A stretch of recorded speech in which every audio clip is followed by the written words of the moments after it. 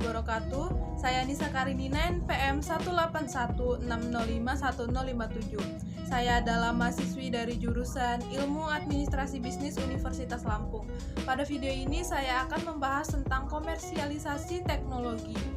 Pada video ini saya akan membahasnya secara bertahap, mulai dari yang pertama, menjelaskan pengertian dari apa itu komersialisasi teknologi. Lalu yang kedua, komersialisasi teknologi menurut para ahli.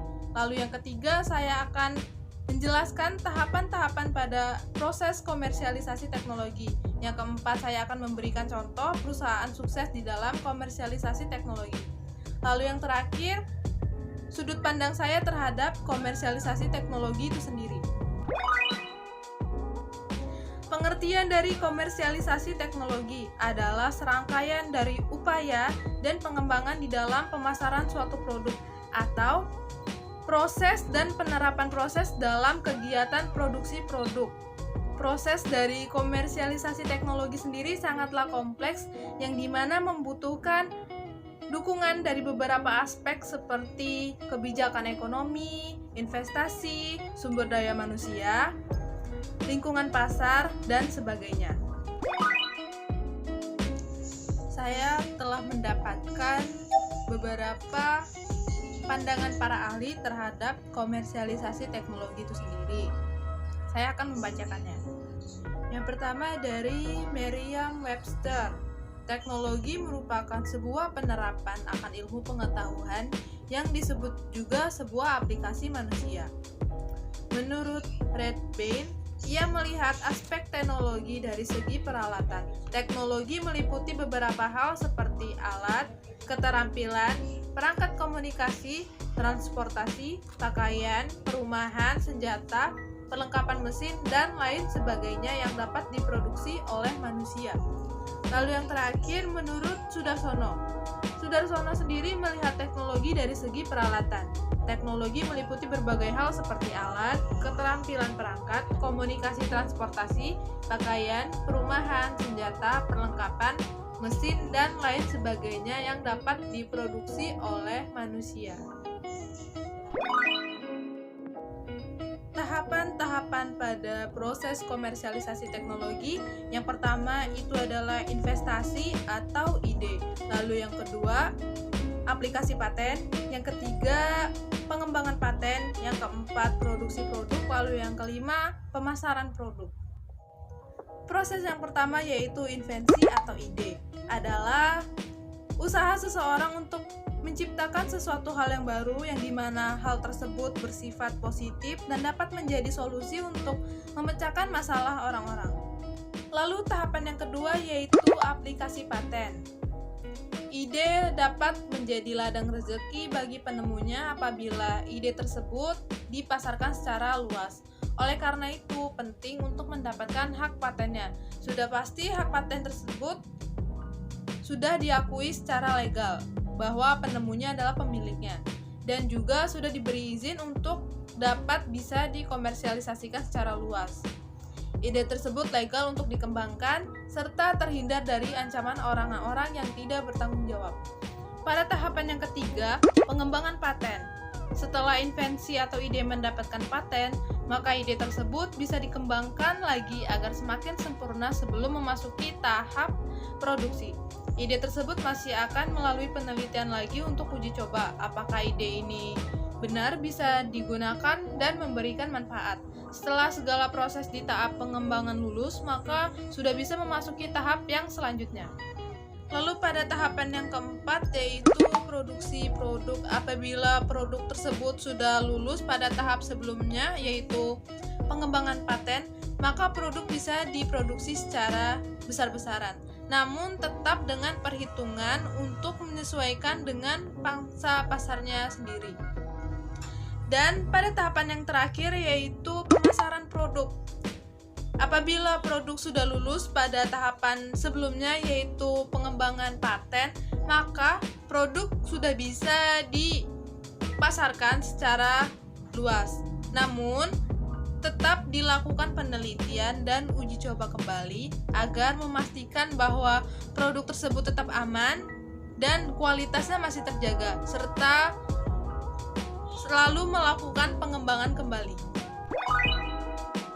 Oke, untuk perusahaan sukses di dalam komersialisasi teknologi sendiri, saya memilih Amazon. Seperti yang kita tahu bahwa Amazon adalah salah satu perusahaan situs belanja online pertama di dunia dan juga terbesar, yang dimana jaringannya tersebar di seluruh dunia.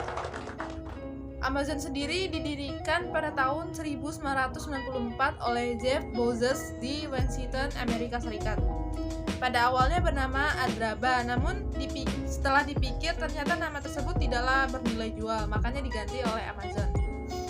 Sekarang Amazon berlokasi di Seattle, Amerika, karena Steve berpikir bahwa itu adalah tempat yang strategis. Pada awal pendiriannya, Jeff sudah berpikir mempunyai peluang yang sangat besar karena kemajuan teknologi pada masa yang akan datang, di mana dia membuat situs belanja online yang hanya awalnya menjual sedikit produk seperti buku, software komputer, lalu alat-alat komputer. Namun dia mengecilkannya dengan hanya menjual buku saja. Setelah sukses, Steve meningkatkan penjualannya, produknya lebih dikembangin lagi untuk bisa dijual di situs belanja online-nya. Dengan semakin sukses, dia mengembangkan aplikasinya dengan fasilitas-fasilitas yang lebih banyak. Seperti saya sudah mencarinya di Google, saya akan membacakannya.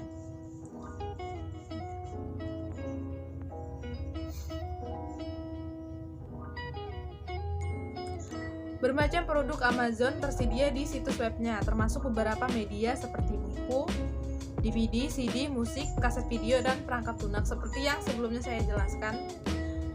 Lalu berkembang menjadi pakaian, produk bayi, elektronik konsumen, produk kecantikan, makanan gourmet, bahan makanan, barang-barang kesehatan, dan perawatan pribadi.